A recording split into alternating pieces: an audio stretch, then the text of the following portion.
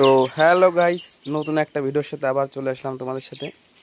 তো আজ অনেক দিন পরে আমার কাকার বাড়ি বেড়াতে আসলাম। কাকার বাড়ি বেড়াতে আসার পরে এই 10টা মুরগি কাটা হচ্ছে। তো এটা গলা কাটা হয়ে গেছে।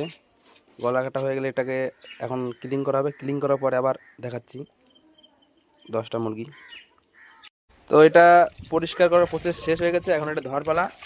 এটা এখন ধোয়া হচ্ছে, আর এদের ধুচ্ছে এটা মামা হয়। তো এটা ধুয়ে টুয়ে বেশ এরকম গোটা গোটাই থাকবে, এরকম পুরোটা গোটা থাকবে, এভাবে রান্না হবে।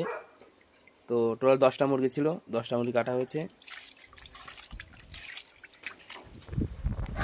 তো ওইদিকে মশলা হচ্ছে, আর রান্না করার সময় ভিডিওটা দেখাচ্ছি।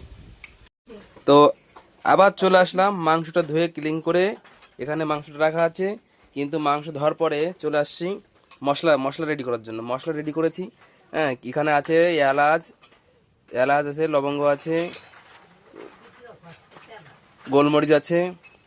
এইগুলো দেওয়ার পরে এটা একটা স্পেশাল মশলা। পরে এখানে চলে আসলাম, কাকিমা মশলা পুরো রেডি করছে ওটার জন্য। পরে এখানে ঠাম্মা পেঁয়াজ রসুন আদা ছাড়াচ্ছে, কাকা এদিক চুই বাচ্ছে।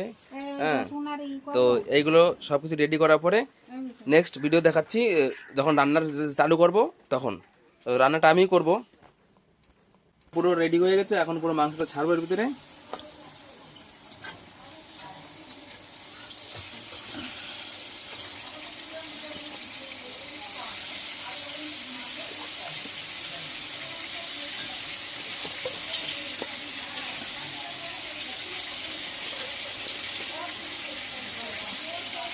তো পুরো রান্নাটা আমি করছি। কে কে রান্না করতে পারো আমাকে বলবে, যে কে কে রান্না করতে পারো। আমি সব রকম রান্না করতে পারি। তো কালারটা বেশ ভালোই এসছে।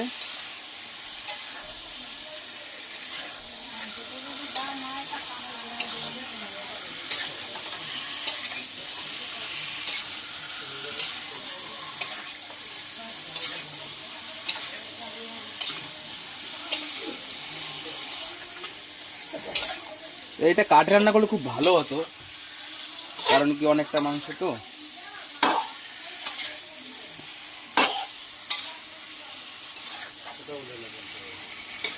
আর টেস্ট করার সময় বলবো কেমন হয়েছে। তো চলে এসেছি খাওয়া দাওয়ার পর্ব। এটা দাদু, দাদু খাচ্ছে। দাদু কেমন লাগছে রান্না? তো এদিকে সবাই খাচ্ছে। হ্যাঁ, এই কাকা ঠাম্মা কাকিমা সবাই বসে পড়েছে। হ্যাঁ, এখন আমিও খাবো। তো